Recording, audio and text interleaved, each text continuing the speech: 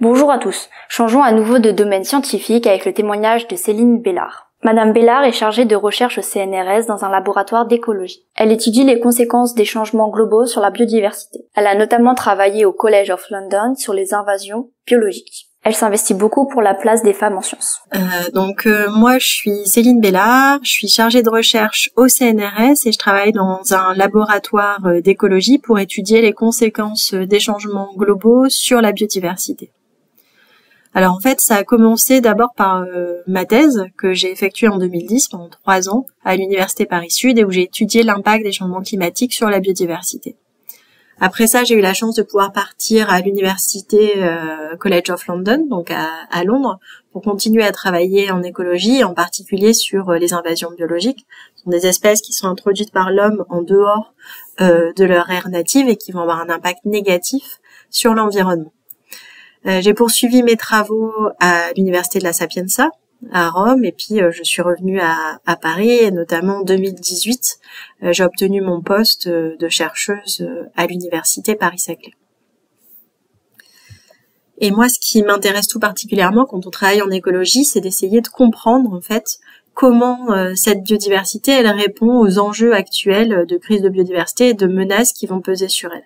C'est d'essayer de comprendre quelles sont les menaces principales, à quel endroit, quelles sont les espèces qui sont sensibles à ces menaces, est-ce qu'on peut anticiper d'identifier les espèces qui vont être sensibles à ces menaces et évidemment, est-ce qu'on peut davantage les protéger contre le changement climatique, la perte d'habitat ou les invasions biologiques.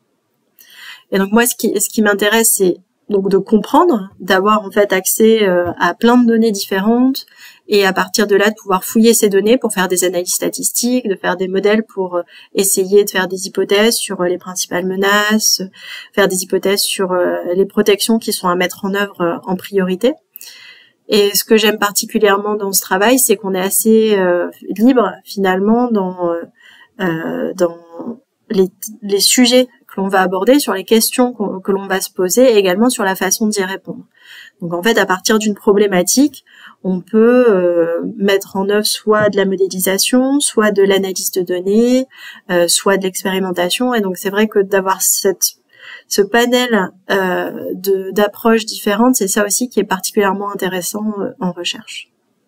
Alors quand est-ce que je me suis pris de passion pour cette discipline ? En fait, c'est arrivé un peu sur le tard parce que j'ai fait un bac scientifique et après mon bac scientifique, je savais pas exactement ce que je voulais faire. J'ai continué par une fac de bio parce que j'aimais bien la biologie, mais sans savoir vraiment sur quel débouché ça allait aboutir.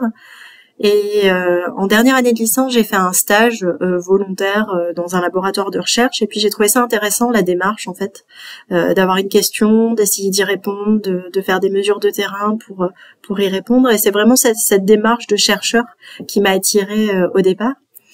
Et donc ensuite, j'ai décidé de poursuivre par un master de recherche pour donc faire des travaux de recherche, notamment de thèse.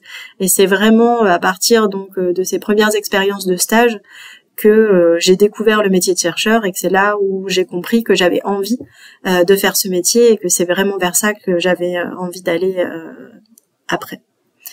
Et par ailleurs, ce qui m'a aussi marqué à cette époque, c'était de pouvoir travailler sur des sujets qui ont des enjeux sociétaux majeurs, comme la crise de biodiversité et la crise climatique.